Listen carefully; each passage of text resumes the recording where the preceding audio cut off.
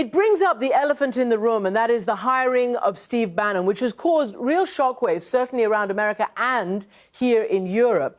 A very far-right media boss who's entertained all sorts of conspiracy theories, anti-Semitism on his website. Evan McMullen says saying stop to racist attacks means little when you name white supremacist darling Steve Bannon chief strategist in the very same day. I mean, there is a conundrum, right? I mean, this has to be addressed. I don't think there's any question. I mean, I really think the moral integrity of this nation is now at risk. We have great wealth in America. We have great power. And I really do believe in that biblical injunction that says, to whom much is given, much is required. And for us to be a leader, we've had to use our status responsibly, thoughtfully, carefully.